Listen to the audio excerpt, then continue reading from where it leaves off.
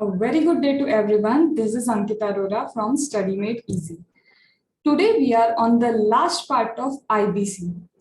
We have covered in the first part of IBC the procedure कि कौन insolvency bankruptcy code के लिए जा सकता है, इंसॉल्वेंसी बैंक्रप्सी कोड क्या होता है, सीआईआरपी प्रोसेस कैसे होती है, किसे क्या रिक्वायरमेंट पूरी करनी होगी, हमारा इंटरिम रिजोल्यूशन प्रोफेशनल कौन है, रिजोल्यूशन प्रोफेशनल कैसे बनता है, कब लिक्विडेशन की प्रोसीजर आती है, मॉरेटोरियम पीरियड क्या होता है, मॉरेटोरियम पीरियड एंड कब होता है, डिसोल्यूशन ऑफ द असेट कैसे होता है, डिस्ट्रीब्यूशन ऑफ द असेट कैसे होता है, एंड डिस्ट्रीब्यूशन लिक्विडेशन के बाद what is the process of dissolution that we have scene.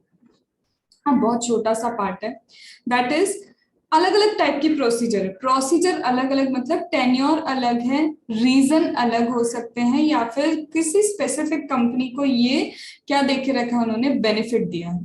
तो हमने ऑलरेडी डिस्कस किया था इंसॉल्वेंसी बैंक्रप्सी कोड जो होता है, इंसॉल्वेंसी बैंक्रप्सी कोड में एक होता है आपका फास्ट ट्रैक प्रोसीजर, एक क्या होता है आपका फास्ट ट्रैक इंसॉल्वेंसी प्रोसीजर, एक होता है आप वॉलेंट्री क्या चाहते हो, लिक्विडेट करना चाहते हो अपनी कंपनी को, that is voluntary liquidation, and third is pre packed insolvency procedure.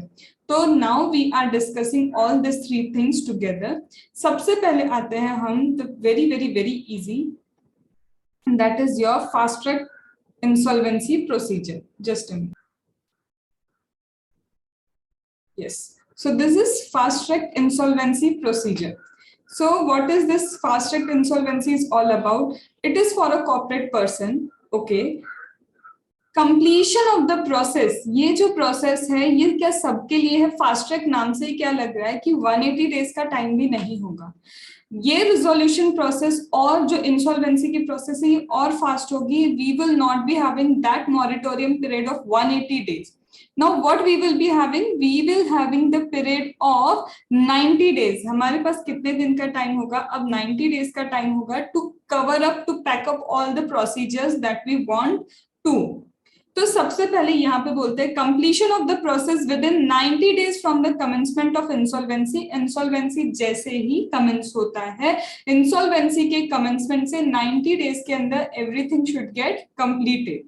However, if the person feels कि यहाँ पे 90 days में completion नहीं हो सकता, adjudicating authority के पास रिक्वेस्ट जाती है COC से, वही सारी परमिशन वगैरह लेके जो हमने वहां पे भी की थी सीआईआरपी प्रोसेस में, कि पहले कमिटी ऑफ क्रेडिटर्स से आप परमिशन लेते हैं। 66% लोगों की क्या आती है, वोटिंग आती है इन वैल्यू, दे एग्री कि यस 180 डेज में वहां पे पूरा नहीं हो सकता, तो एडजुडिकेटिंग अथॉरिटी के पास जाते हैं।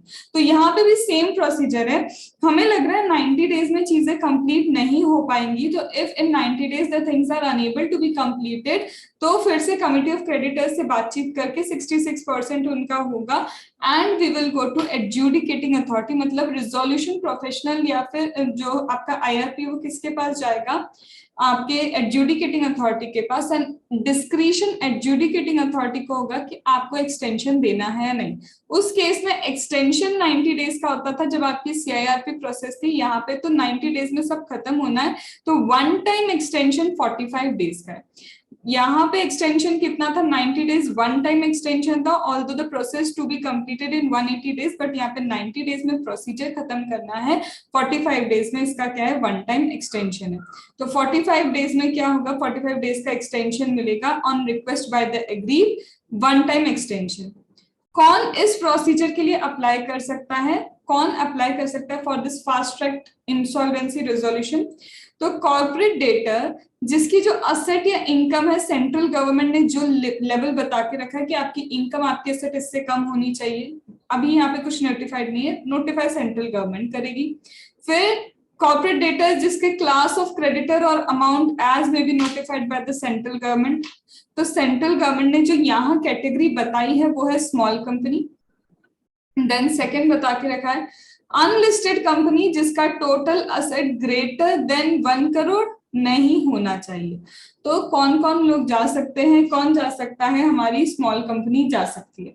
अगर ये स्मॉल कंपनी जा रही है तो स्मॉल कंपनी क्यों जा सकती है, स्मॉल कंपनी जा सकती है क्योंकि किसने बोला है स्मॉल कंपनी इसलिए जा सकती है, क्योंकि सेंट्रल गवर्नमेंट ने नोटिफाई कर रखा है। देन इसके बाद आता है अनलिस्टेड टोटल एसेट जिसकी, अनलिस्टेड कंपनी के बारे में आता है जिसकी टोटल एसेट्स क्या है, अनलिस्टेड कंपनी जिसका टोटल एसेट वगैरह immediately preceding the financial year कितना है, 1 करोड़ से ऊपर नहीं है। या फिर कोई भी startup company, but it should be a company other than partnership firm. यहाँ पे फास्ट ट्रैक जो प्रोसीजर है वो आपके पार्टनरशिप फर्म को क्या है, एप्लीकेबल नहीं है। तो fast track procedure is not applicable to whom, it is not applicable to the partnership firm. Okay, तो ये दो 3 चीजें याद रखना, एक स्मॉल कंपनी हो गया, एक अनलिस्टेड हो गया जिसका टोटल एसेट 1 करोड़ से ज्यादा नहीं है, and then it is what, startup company. Now what is the manner to initiate the fast track, initiate करना है आपको फास्ट ट्रैक इनिशिएट करना है तो उसका मैनर क्या है।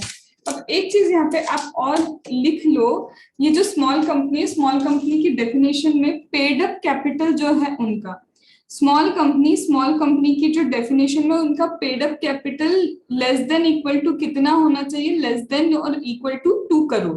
पहले डेफिनेशन अलग थी, अब 2 करोड़ हो गया है, और इनका जो टर्नओवर है लेस देन इक्वल टू कितना होना चाहिए, 20 करोड़।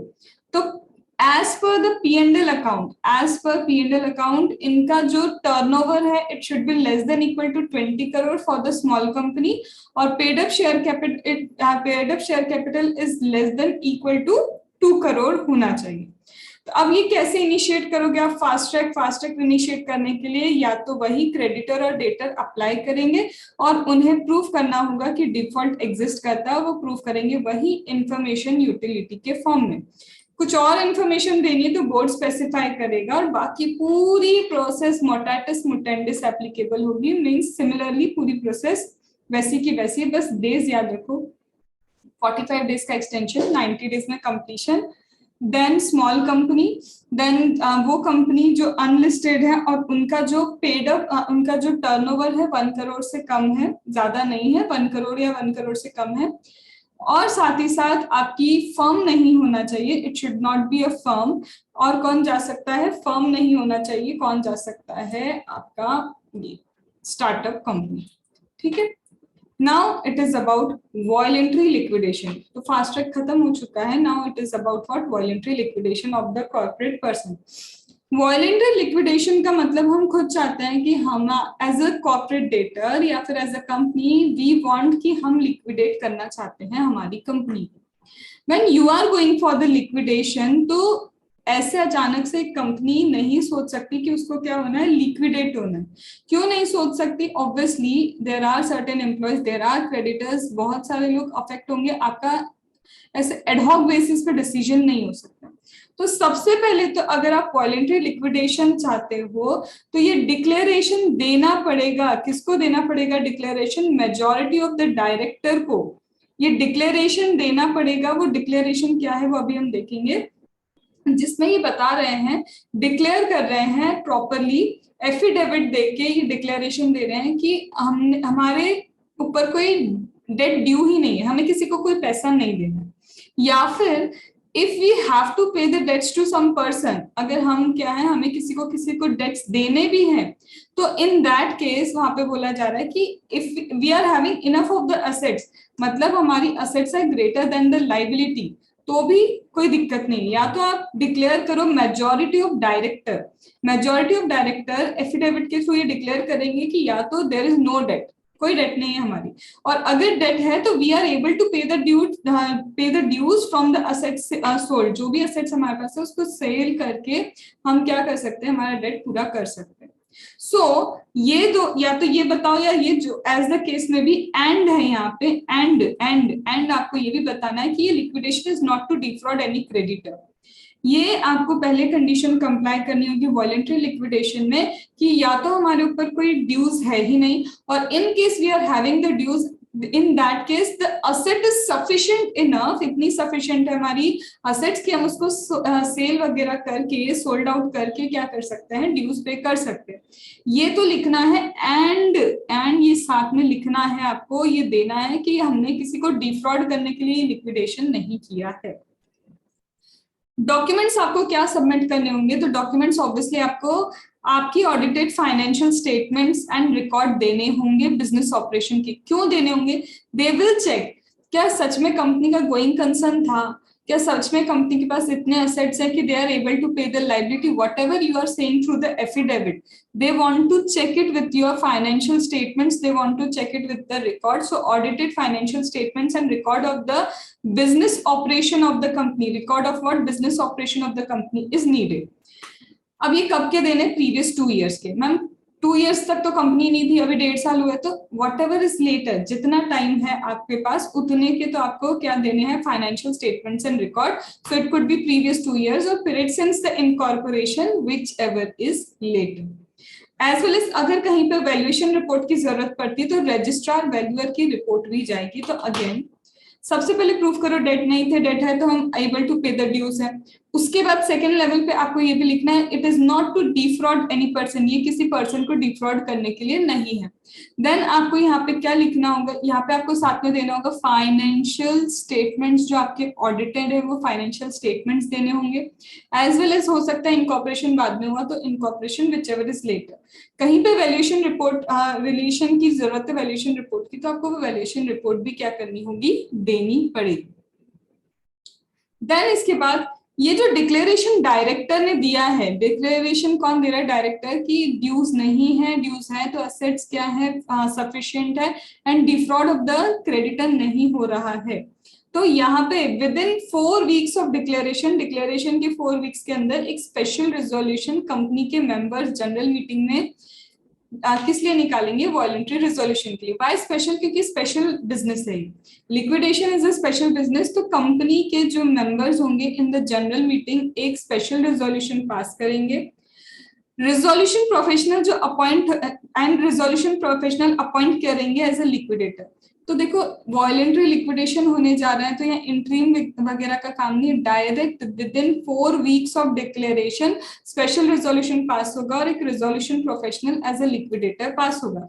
यहाँ पे ये जो resolution professional as a liquidator pass हो रहा है वही इंडिपेंडेंट होना चाहिए, रिलेटेड नहीं होना चाहिए, वो सारी कंडीशन एज इट इज वहां की एप्लीकेबल होगी। या फिर और रेजोल्यूशन जनरल मीटिंग में पास होगा, ये रेजोल्यूशन लिखा है या स्पेशल रेजोल्यूशन लिखा है?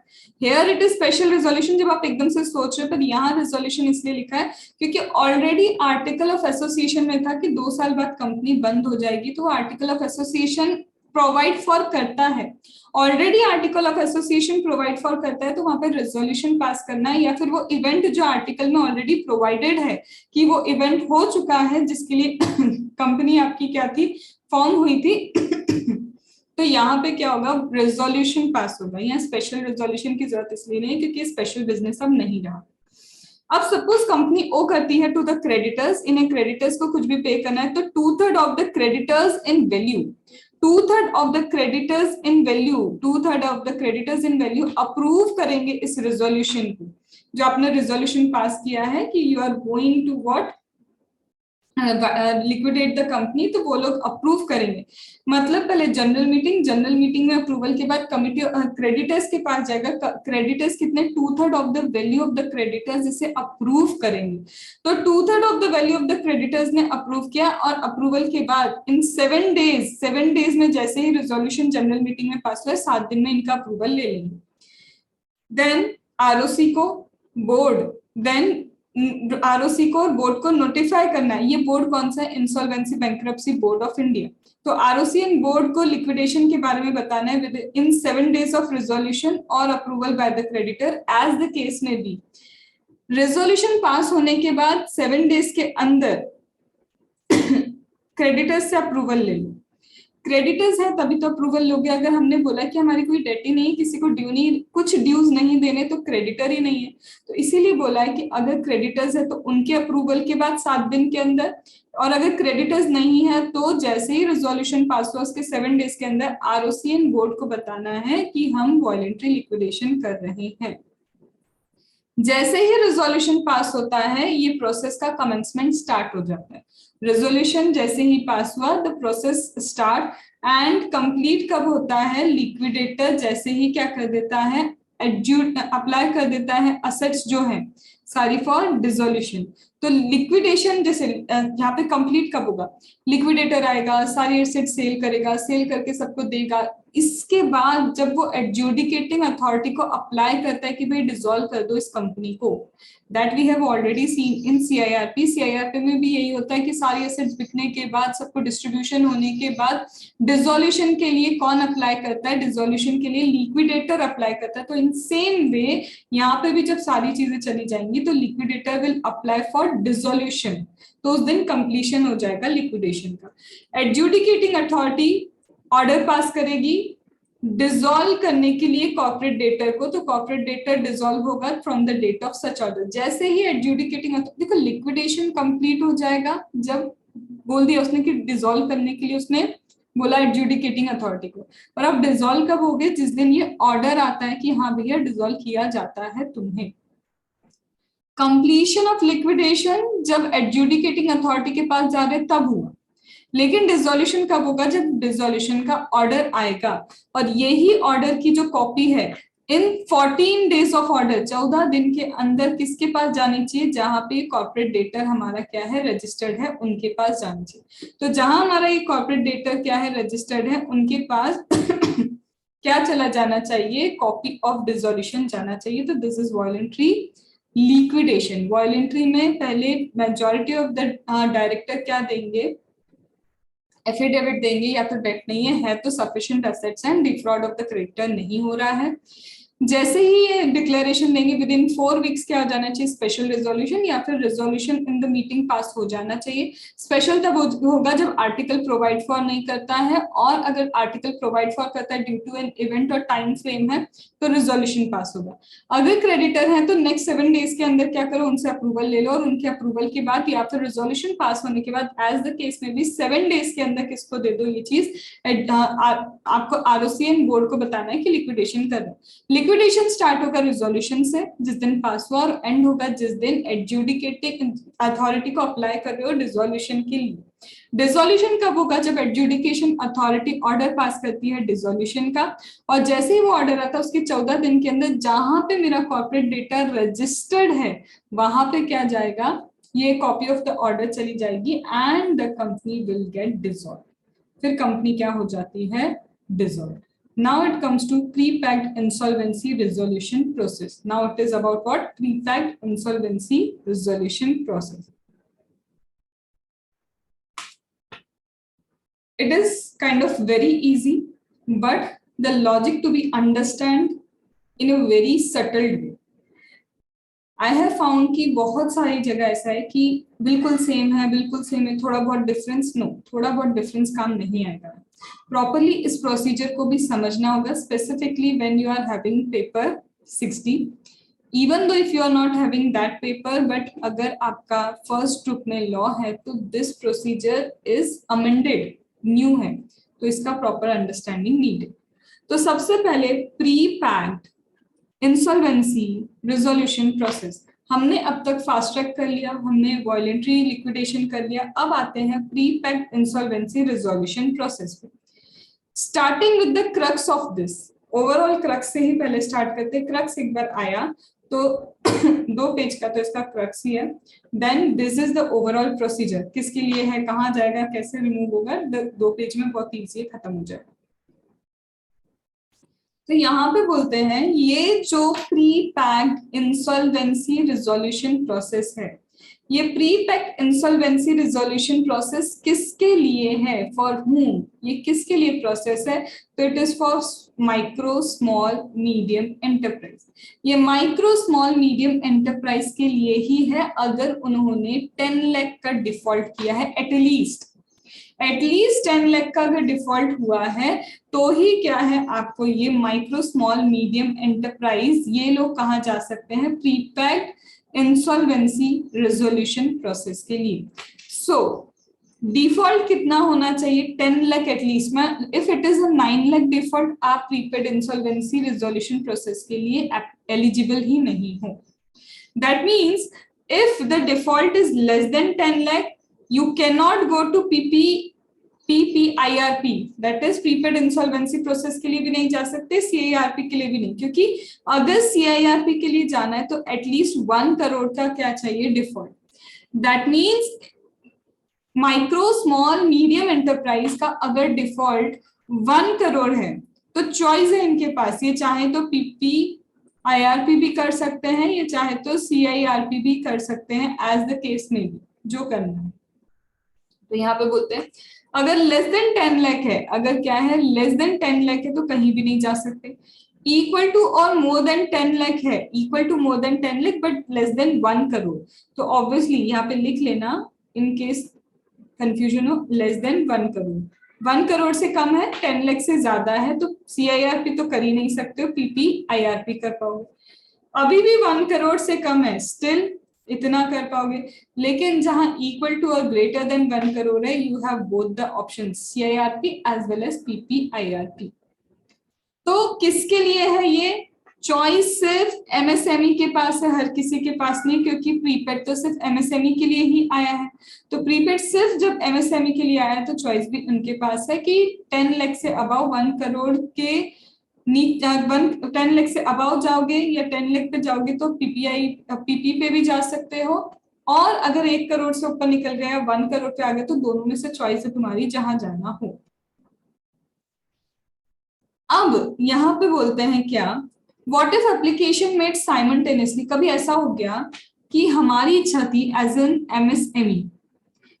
MSME हमारी क्या इच्छा थी, हमारी इच्छा थी कि हमको प्रीपेड इंसॉल्वेंसी रिजोल्यूशन प्रोसेस पे जाना है। However, one of my financial creditor has already applied for CIRP. In short, हम लोग ने साथ में इसने CIRP अप्लाई कर दिया, हमने क्या कर दिया PPIRP। हमें तो पता नहीं चलेगा ना जब तक अप्लाई नहीं होगा, हमने हमारी तरफ से कर दिया, उसने अपनी तरफ से कर दिया। अब क्या, इफ यहाँ पे बोलते हैं स्पेसिफिक ओवरराइड करेगा जनरल को। स्पेसिफिक क्या है MSME के लिए, ये जनरल क्या है CIRP।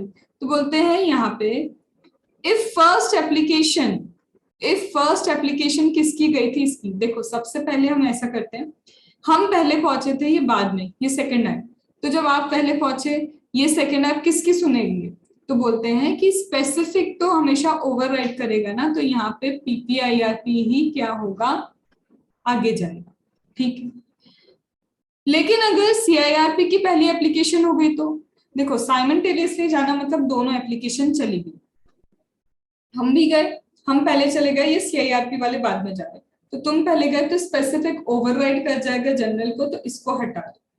सेकंड, हम पहले चले गए, हम मतलब कॉर्पोरेट डेटा फाइनेंशियल क्रेडिटर पहले गया और ये हम PPIRP वाले नहीं जा पाए, तो यहाँ पे बोलते हैं अगर ऐसा है कि वो पहले चला गया तो आप क्या करो, एडजुडिकेटिंग अथॉरिटी है ना, उसके पास 14 डेज का टाइम होता है, वो एक्सेप्ट करेगा रिजेक्ट करेगा, 14 दिन का टाइम। अगर आप चाहो तो 14 दिन के अंदर अपना क्या कर सकते हो, PPIRP इनिशिएट कर दो। इफ यू वांट कि प्रीपेड में जाना है तो प्रीपेड इनिशिएट कर दो, और एक बार फिर आप अगर इन 14 डेज के अंदर क्या करने चले गए, प्रीपेड इनिशिएट करने चले गए, तो फिर CIRP का कोई मतलब नहीं। लेकिन इफ विद इन 14 डेज आप CIRP के लिए आपके पास टाइम था ना, CIRP इनिशिएट हुआ, 14 डेज थे, आप नहीं गए, 14 डेज के बाद जा रहे हो प्रीपेड करने, तो अब कुछ नहीं हो सकता, अब CIRP ही इनिशिएट होगा। तो पहले आप जा रहे हो तो आप ही का रहेगा, वो पहले जा रहे हैं तो 14 डेज में या तो आप प्रीपेड इनिशिएट कर दो, और अगर आप 14 डेज में इनिशिएट नहीं कर पा रहे तो CIRP ही कंटिन्यू होगा। अब ये माइक्रो स्मॉल और मीडियम होता क्या है, तो माइक्रो स्मॉल एंड मीडियम जहां पे आपका इन्वेस्टमेंट प्लांट एंड मशीनरी में लेस देन और इक्वल टू है, प्लांट एंड मशीनरी में जो इन्वेस्टमेंट है it is less than and equals to 1 crore in micro, small में 10 करोड़, मीडियम में 50 करोड़। तो यहाँ पे बोल रहे हैं अगर माइक्रो में 1 करोड़ और उससे कम आपका प्रॉपर्टी प्लांट में क्या है इन्वेस्टमेंट है, 10 करोड़ स्मॉल में है, 50 करोड़ मीडियम में, and do nothing, just multiply by 5, just multiply by 5। तो annual turnover less than equals to आपका क्या है, annual turnover less than equal to 550 250 crore.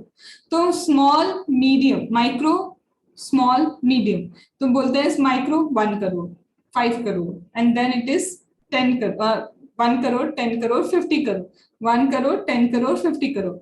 Then here 5 crore, 50 crore, 250 crore. तो यहाँ पे annual turnover less than equal to इतना होना चाहिए, और वहां पे प्लांट एंड मशीनरी में जो इन्वेस्टमेंट है लेस देन इक्वल टू होना चाहिए. एंड अभी बात खत्म नहीं हुई.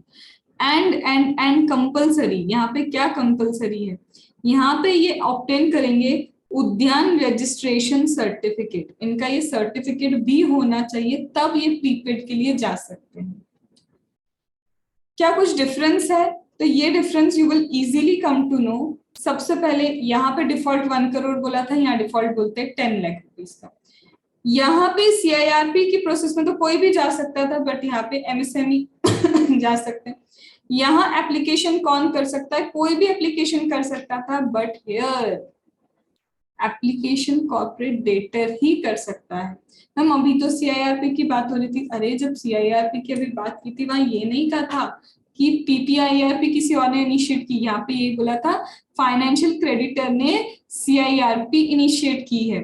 तो यहाँ पे सिर्फ आप खुद जा सकते हैं और कोई नहीं. और जब आप खुद अपने आप को लिक्विडेट करने जाएंगे तो हर जगह स्पेशल रिजोल्यूशन तो चाहिए ही होगा. ये जो प्रोसेस है मेरी CIRP की, ये CIRP की प्रोसेस हमने देखा था 180 प्लस 90 प्लस 60 डेज में हो जानी चाहिए. पर ये जो है ये कितने डेज में होनी चाहिए? मैक्सिमम 120 डेज में. This we will see later on. इसको एक्चुअल में यहाँ देखने से भी कोई सेंस नहीं मिलेगा, कुछ समझ नहीं आएगा. तो यहाँ ये 120 डेज में होनी चाहिए, और ये 180 प्लस 90 एक्सटेंशन और 60 days legal initiation of proceedings के लिए था. यहाँ पे जब भी अप्रूवल था, जनरल 51% था, CIRP से रिलेटेड 66% था, विड्रॉल से related if you remember 90%. But यहाँ पे एक लौती चीज है, 66% वैल्यू वाइज अप्रूवल चाहिए. Value 66% of the value of the debt का क्या होना चाहिए? अप्रूवल होना चाहिए. यहाँ पे रिजोल्यूशन प्लान CIRP इनिशिएट करने के बाद बनता है, बट यहाँ पे ऑलरेडी इनिशियली इनके पास एक बेस प्लान होता है. अब मेरी बात सिर्फ समझो, एक बार उसे रीड करवाना था क्योंकि ये प्रोसेस के साथ ऑलरेडी फिर वो रिवाइज होगा. Full concentration here. Prepaid insolvency के लिए आप जा रहे हो, प्रीपैक्ड इंसॉल्वेंसी के लिए. कहीं पे भी मैंने बार बार प्रीपेड बोला है तो that is just slip of tongue, तो उसको इग्नोर करना है. It is प्रीपैक्ड. प्रीपैक्ड के लिए अगर कभी भी आप जा रहे हो तो बस फ्लो समझो. MSME ही जा सकता है. 10 लाख का उसका अगर डिफॉल्ट है वो जा सकता है. 10 लाख के ऊपर के लिए भी जा सकता है, और हमने वो CIRP कब कैसा होगा वो भी देख लिया. अब यहाँ पे बोलते हैं जब खुद जाना चाहते हो तो डिक्लेरेशन तो तुमसे चाहिए, क्योंकि यू आर योरसेल्फ डिसाइडिंग. यहाँ पे कोई फाइनेंशियल क्रेडिटर तुम्हारा प्रीपैक्ड के लिए नहीं जा सकता. You are going by yourself. We want certain declaration. Declaration दो कि ये जो तुम प्रीपैक्ड करवाने जा रहे हो किसी को डिफ्रॉड नहीं कर रहे. हमें और भी कुछ डिक्लेरेशन चाहिए, वो सारे डिक्लेरेशन दो. तो यहाँ पे जब आप प्रीपैक्ड के लिए जाते हो, यहाँ पे क्या करते हो? जब आप क्या करते हो सबसे पहले किसके लिए? वही MSME डिफॉल्ट. ये आप बहुत बार आप समझ चुके, सुन चुके. यहाँ बोलते कुछ कंडीशन फुलफिल होगी ना तभी जाने देंगे, ऐसे नहीं जाने देंगे. If this conditions are fulfilled तो ही आप क्या कर सकते हो, तभी आप प्रीपैक्ड के लिए जा सकते हो. सबसे पहले ऑलरेडी नॉट अंडरगॉन. एक बार ऑलरेडी ये आपका प्रीपैक्ड हो चुका हो ऐसा नहीं, नॉट अंडरगॉन. या फिर CIRP भी नहीं हुआ होना चाहिए. इन दोनों में से पिछले 3 सालों में अगर आपका ऐसा कुछ हुआ है, अब भी 3 साल पहले तो ये काम किए तुमने, 3 साल के अंदर फिर तुमसे इंसॉल्वेंसी वाली कंडीशन आ गई, ऐसा नहीं चलेगा. तो अगर प्रीवियस 3 इयर्स में ही ऐसा कुछ किया है, या तो CIRP हुआ है या PPIRP हुआ है, तो यू कैन नॉट अप्लाई. तो condition number 1, you can not apply if this is the situation. ठीक है. या फिर already you are undergoing in the process of CIRP, अभी चल ही रहा है. अरे उसको तो कंप्लीट कर लो. अब वो जब ऑलरेडी चल रहा था, हमने तो पहले ही बोल दिया ना 14 दिन के अंदर तुम आ सकते थे. CIRP इनिशिएट हुआ है तुम्हारे अगेंस्ट, एडमिट होगा नहीं होगा, तुम एक बार आ जाते प्रीपैक करने, तब हम मना नहीं करते. पर अब तो CIRP की प्रोसेस चल रही है ना, नहीं आ सकते. तुम्हारे अगेंस्ट तो भैया लिक्विडेशन ऑर्डर पास हो चुका है. लिक्विडेशन ऑर्डर पास हो गया, अब क्या करोगे, अब बाकी कुछ नहीं होगा। Then eligible to submit resolution plan. You are the person who is eligible to submit resolution plan. अब यहाँ पे ये बोलते देखो, ऑलरेडी तुम्हारा पीपीआई सीआईआरपी या पीपीआईआरपी पिछले 3 साल में हुआ, तुम रहने दो। लिक्विडेशन ऑर्डर आ गया, तुम रहने दो। ऑलरेडी सीआईआरपी चल रहा है, तुम रहने दो। अब ये नेगेटिव सेंस में था कि तुम मत आना मत आना मत आना मत आना मत आना। अब ये बोल रहे हैं अगर तुम रिजोल्यूशन प्लान सबमिट करने के लिए एलिजिबल हो तो ही तुम प्रीपेड के अप्लाई करना। You should apply only when you are eligible to submit the resolution plan। तो आप क्या करो, प्रीपेड इंसॉल्वेंसी रिजोल्यूशन प्रोसेस के लिए अप्लाई करो। और साथ ही साथ तुम्हारे जितने भी फाइनेंशियल क्रेडिटर्स हैं वही वोट करते हैं। तो जो फाइनेंशियल क्रेडिटर आपके रिलेटेड नहीं है, तुमने क्या करना है, एक इंसॉल्वेंसी प्रोफेशनल को प्रपोज करना है कि कौन तुम्हारे लिए रिजोल्यूशन प्रोफेशनल बनेगा। तो तुम क्या करो, यहाँ पे इंसॉल्वेंसी प्रोफेशनल कौन होगा उसे प्रपोज करो और इसे पहले ही अप्रूव करा लो अपने 66% वैल्यू ऑफ दी क्रेडिटर्स। कहने का मतलब ये है यहाँ पे वो फंडे नहीं चलेंगे, पहले इंटरीम आएगा, इंटरीम के बाद रिजोल्यूशन प्रोफेशनल आएगा। डायरेक्ट रिजोल्यूशन प्रोफेशनल प्रपोज करो अपने फाइनेंशियल क्रेडिटर्स के सामने। If they agree at 66% of the value of the vote, तो आपका resolution professional appointed. Don't wait for adjudicating authority, वहां के लिए वेट मत करो, तुम डिसाइड कर लो। यहाँ अपॉइंटेड का सेंस ये है कि तुम्हारा डिसीजन फुल एंड फाइनल। तुमने एक रिजोल्यूशन प्रोफेशनल बताया ये चाहिए, अगर सारे 66% of the financial creditor accept करते तो वही आपका रिजोल्यूशन प्रोफेशनल फाइनल हो गया। तो यहाँ बोलते हैं सबसे पहले अगर तुम्हारे अगेंस्ट सीआईआरपी हुआ है या पीपीआईआरपी पिछले 3 साल में हुआ है, सीआईआरपी चल रहा है या लिक्विडेशन का ऑर्डर आ गया, तो आना ही है। और आना तब जब तुम रिजोल्यूशन प्लान सबमिट करने के लिए क्या हो, एलिजिबल हो, और तुमने फाइनेंशियल क्रेडिटर्स को रिजोल्यूशन प्रोफेशनल बताया कि this is the proposed insolvency professional and they have approved him और हर at 66% value of the vote. इसके बाद क्या करना है, इसके बाद साथ ही साथ मेजॉरिटी ऑफ डायरेक्टर, तुमसे तो डिक्लेरेशन चाहिए क्योंकि अपने आप तुम डिसाइड कर रहे हो कि कंपनी को क्या करने जाना है, लिक्विडेट या फिर तुमको इंसॉल्वेंसी डिक्लेयर करवानी है। तो हमको क्या चाहिए, डिक्लेरेशन। सबसे पहले डिक्लेरेशन किस चीज का दो, ये हमें किसी को डिफ्रॉड करने का कोई इरादा नहीं है। इसके बाद ये डिक्लेरेशन दो कि रिजोल्यूशन प्रोफेशनल हमने प्रपोज किया था और वो अप्रूव किया गया है, ये भी डिक्लेरेशन दो। और डिक्लेरेशन दो क्या, कि corporate debtor shall file application, corporate debtor application file कर देगा विद इन 90 डेज। जैसे ही आपने अप्रूवल दिया ना फाइनेंशियल क्रेडिटर, यहाँ पे बोल रहा है, पहले तो हमने बता दिया रिजोल्यूशन प्रोफेशनल कौन है, अप्रूवल वगैरह बता दिया कि हो गया, हमको कोई इरादा नहीं है कि किसी को डिफ्रॉड करना है। फिर बोलता है corporate debtor shall file application, और ये डिक्लेरेशन दो कि जैसे ही हमने क्या किया है या डिसाइड किया है, हम 90 डेज के अंदर क्या करेंगे, 90 दिन के अंदर इंसॉल्वेंसी का पीपीआईआरपी इनिशिएट करेंगे, हम एप्लीकेशन लेके जाएंगे। तो एप्लीकेशन ले जाने से पहले आपने फाइनेंशियल क्रेडिटर से बात की, फाइनेंशियल क्रेडिटर ने अप्रूव किया और ये डिक्लेरेशन दे रहे हैं हम 90 दिन में जा रहे हैं, डिक्लेरेशन दे रहे हैं कि हम 90 दिन में जा रहे हैं। और साथ ही साथ ये जो कॉर्पोरेट डेटर है जब अप्रूवल ले रहा होगा ना, ये आईआरपी का अप्रूवल ले रहा होगा कि यही हमको क्या चाहिए, रिजोल्यूशन प्रोफेशनल की तरह चाहिए, तब उसे क्या करना होगा, ये डिक्लेरेशन इनको भी दिखाना है फाइनेंशियल क्रेडिटर को कि हम 90 दिन में जाने वाले हैं। ये डिक्लेरेशन, स्पेशल रिजोल्यूशन हमने पास कर दिया है कि हम चाहते हैं कि कंपनी को प्रीपैक्ड में लेके जाएं। इनके पास इनिशियली ही एक बेस प्लान होगा कि वो क्या सोच के जा रहे हैं, बेसिक प्लान दो, कुछ तो बताओ हमको समझ में आए। तुम अचानक से बोल रहे हो कंपनी को आप प्रीपैक करना है, तो यहाँ पे हमें एक बेस प्लान पहले ही दो और अदर इंफॉर्मेशन। अब इसे अगर फ्लो में समझे तो फ्लो ये है कि जैसे ही 10 लाख का कोई डिफॉल्ट हुआ, लग रहा है यार डिफॉल्ट 10 लाख का हो रहा है, अबाउ हो रहा है, एमएसएमई को लगता है कि इट्स बेटर प्रीपैक में जाना है, जाने के लिए उसने देखा पिछले 3 साल में CIRP PPIRP नहीं हुआ है, लिक्विडेशन का कोई ऑर्डर नहीं आया, CIRP अंडरगोइंग नहीं है, एलिजिबल है रिजोल्यूशन प्लान देने के लिए। देन डायरेक्टर्स जो है उसके मेजॉरिटी ऑफ डायरेक्टर ये डिक्लेरेशन दे रहे हैं कि हम 90 दिन में PPIRP करने जा रहे हैं, हमारा इंटेंशन टू डिफ्रॉड नहीं है, और ये डिक्लेरेशन भी वो साथ में दे रहे हैं कि हम रिजोल्यूशन प्रोफेशनल प्रपोज कर रहे हैं और ये प्रपोजल एक्सेप्ट हुआ है। ये डिक्लेरेशन उसको सारा की सारा लेके एप्लीकेशन करने के लिए जाना है किसको, एडजुडिकेटिंग अथॉरिटी को। अब मैम एडजुडिकेटिंग अथॉरिटी के पास ले जाने के लिए ये सब चीजें चाहिए उसको, ये साथ ही साथ ये कब जाएगा, अपने आप तो जा नहीं सकता एडजुडिकेटिंग अथॉरिटी के पास, उससे पहले के स्टेप पे आपको क्रेडिटर्स से परमिशन लेनी पड़ेगी।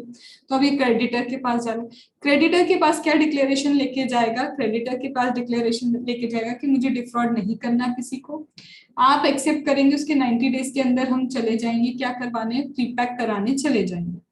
फिर जो भी प्रपोज्ड उसका क्या है रिजोल्यूशन प्रोफेशनल वगैरह है वो प्रपोज उनको बताएंगे, बेस प्लान भी सामने रखेंगे क्रेडिटर्स के सामने, ये देखो ये हमारा बेस प्लान है, आप एक बार चेक कर लो, और उनको बताएंगे देखो हमने तो ऑलरेडी क्या किया, स्पेशल रिजोल्यूशन पास कर लिया है, हम चाहते हैं कि प्रीपैक्ड हो जाए, तो ये स्पेशल रिजोल्यूशन इनको बताओ। अब ये स्पेशल रिजोल्यूशन क्या है, तो यहाँ देखो ये स्पेशल रिजोल्यूशन क्या है, कहाँ देखते हैं हम, यहाँ स्पेशल रिजोल्यूशन क्या है, या तो स्पेशल रिजोल्यूशन अगर आप एक कंपनी है MSME, या फिर टोटल नंबर ऑफ पार्टनर्स जो है 3/4 of the total number of partners क्या करेंगे, एग्री करेंगे कि हाँ भैया प्रीपैक करना है, तो ये स्पेशल रिजोल्यूशन। तो पहले क्रेडिटर्स को स्पेशल रिजोल्यूशन बता दो, डिक्लेरेशन दे दो, हमको डिफ्रॉड नहीं करना, हम चले जाएंगे 90 दिन के अंदर। आप ये नहीं दे सकते क्रेडिटर को क्योंकि अभी तो प्रपोज किया, उन्होंने अप्रूव थोड़ी ना किया, ये जाओगे आप एडजुडिकेटिंग अथॉरिटी के पास एप्लीकेशन लेके, फिर क्रेडिटर्स क्या करेंगे, क्रेडिटर्स ये सब देख के क्या करेंगे, या तो अप्रूव कर लेंगे, और अगर क्रेडिटर अप्रूव कर देता है तो ये डेटर एडजुडिकेटिंग अथॉरिटी को ये जो हमने बोला था ना ये सारी चीजें लेके, डिक्लेरेशन, स्पेशल रिजोल्यूशन, अप्रूवल, फिर कंसेंट की भाई जो भी जिसको भी प्रपोज किया था उसने कंसेंट दिया, उसका नाम ये था और ये अप्रूव भी हो चुका है। देन बुक्स ऑफ अकाउंट की इंफॉर्मेशन लेके जाएगा, information of what, books of account, declaration कि भाई कोई फ्रॉडलेंट ट्रांजैक्शन, रॉन्गफुल ट्रांजैक्शन आपको वैसे नहीं मिलेंगे, ठीक है, फ्रॉडलेंट या wrongful it is transaction over है, ये सब आपको नहीं मिलेंगे, तो ये सारी चीजें आप लेके गए। 14 डेज में एडजुडिकेटिंग अथॉरिटी या तो एडमिट करेगा या रिजेक्ट करेगा, वही पुराना केस, या तो एडमिट करेगा या रिजेक्ट करेगा। अगर इसने एडमिट किया तो आपका PPIRP इनिशिएट हो जाएगा, और अगर रिजेक्ट करे तो याद हो तो 7 डेज का ये टाइम देते हैं आपको, क्या देते हैं 7 डेज का टाइम देते हैं, क्या कि आप रेक्टिफाई कर लो चीजें। अब जैसे ही एडमिट होने के बाद PPIRP इनिशिएट हुआ है 120 डेज के अंदर चीजें कंप्लीट हो जानी चाहिए, हमने ऑलरेडी आगे देख लिया, वो 180 डेज में होता है CIRP, ये कितने दिन में हो जाना चाहिए, 120 डेज में इसका कंप्लीशन हो जाना चाहिए। और ये जो PPIRP जैसे ही स्टार्ट हुआ उसके 90 दिन के अंदर रिजोल्यूशन प्लान एडजुडिकेटिंग अथॉरिटी के पास जाना चाहिए जो कमिटी ऑफ क्रेडिटर अप्रूव करेंगे, इसको समझेंगे, इसके बीच में बहुत सारी चीजें हो रही हैं। इन शॉर्ट एडमिट हुआ 120 डेज के अंदर सारी चीजें खत्म करो, लेकिन 120 डेज में तो चीजें खत्म होंगी, बट उसके पहले 90 डेज के अंदर प्लानिंग चली जानी चाहिए, रिजोल्यूशन प्लान जाना चाहिए किसके पास, एडजुडिकेटिंग अथॉरिटी के पास। मैम अभी तो बेस प्लान ऑलरेडी रेडी था, बेस प्लान रेडी था, एक छोटा मोटा एक बोलते ना बेस प्लान रेडी था। अब उस बेस प्लान के पहले बाद में भी कुछ चीजें होंगी, ये बेस प्लान था कि फाइनेंशियल क्रेडिटर्स को बताएं कि ऐसा ऐसा सोच रहे, एक बेसिक लेवल पे ये चीजें हैं, उन्होंने अप्रूवल दिया कि प्रीपैक करा लो। अब क्या होगा, जैसे ही प्रीपैक कमेंस होता है, प्रीपैक कमेंस होने के बाद प्रीपैक, उसको अभी मैं बाद में पढ़ा रही हूँ, ये छोटी सी चीज अभी रह गई है यहाँ पे, वो फ्लो के साथ ही समझ में आएंगे। जैसे ही आपका प्रीपैक इनिशिएट होता है, आपका मॉरेटोरियम डिक्लेयर हो जाता है, वहां 180 डेज का मॉरेटोरियम है, यहाँ पे 120 डेज का। अब जैसे ही आपका PPIRP कमेंस हुआ, ठीक है, विद इन 2 डेज आपका ये जो कॉर्पोरेट डेटर है ना, ये कॉर्पोरेट डेटर इस रिजोल्यूशन प्रोफेशनल को 3 चीजें सबमिट करते हैं। पहले तो फाइनेंशियल क्रेडिटर के पास सिर्फ गया था कि ये रिजोल्यूशन प्रोफेशनल को अपॉइंट करना चाहते हैं, उसने अप्रूव किया बेस प्लान वगैरह सब चेक करके। अब पीपीआईआरपी इनिशिएट हो चुका है, कमेंस हो चुका है। अब जैसे ही कमेंस हुआ उसके 2 डेज के अंदर क्या करना होगा, ये रिजोल्यूशन प्रोफेशनल को क्लेम कितना है कॉर्पोरेट डेटर बताएगा, इतने इतने क्लेम्स हैं। इंफॉर्मेशन मेमोरेंडम देगा कि एक प्रॉपर रिजोल्यूशन ऑफ प्लान जो बनाना है उसके लिए ये इंफॉर्मेशन है, हमने ऑलरेडी इंफॉर्मेशन मेमोरेंडम पढ़ा है। उसमें क्लेम की डिटेल, असेट की डिटेल, उसके बाद कौन सी चीज हमारे पोजीशन में, कौन सी हमारे अथॉरिटी में, और एक एक डिटेल वहां पे लिखा होता है। तो प्लान बनाने के लिए हेल्पफुल इंफॉर्मेशन मेमोरेंडम देगा और साथ में वो बेस प्लान भी दे देगा कि ये रहा मेरा बेस प्लान, इसके बेसिस पे हमने चीजें की थी, अप्रूवल लिया था। तीनों चीजें चली गई रिजोल्यूशन प्रोफेशनल के पास।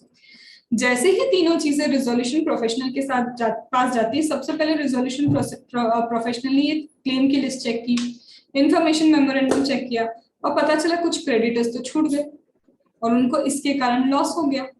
तो बोलते हैं अगर ऐसा हुआ है, कोई पर्सन मिस हो गया जिसके या तो वो क्लेम की लिस्ट में मिस हो गया या मेमोरेंडम में मिस हो गया, उसके कारण उसको लॉसेस हो गए, तो अगर उसे लॉस हुआ है तो जो भी प्रमोटर या फिर डायरेक्टर पार्टनर होगा कॉर्पोरेट डेटर का, या फिर जिस भी पर्सन ने ऑथराइज किया है कि चलो इसको सबमिट कर दो रिजोल्यूशन प्रोफेशनल को, तो वो हर पर्सन लाइबल होगा डैमेज पे करने के लिए उस पर्सन को जिसने ये लॉस सफर किए हैं।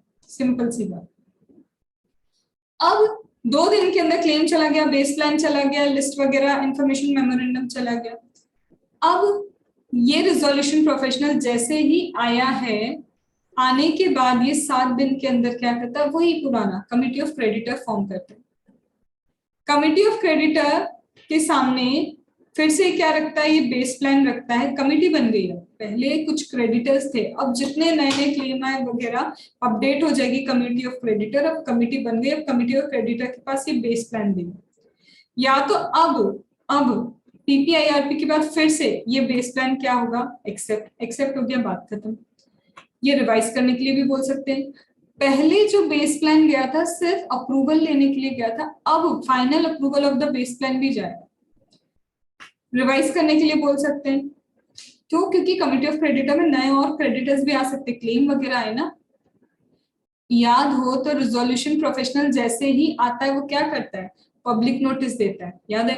पब्लिक नोटिस के बाद सारी कस्टडी में लेता है चीजें, मैनेजमेंट अपने हाथ में लेता है, क्लेम इनवाइट करता है, वो सारी चीजों के बाद ही तो कमिटी ऑफ क्रेडिटर फॉर्म हुआ।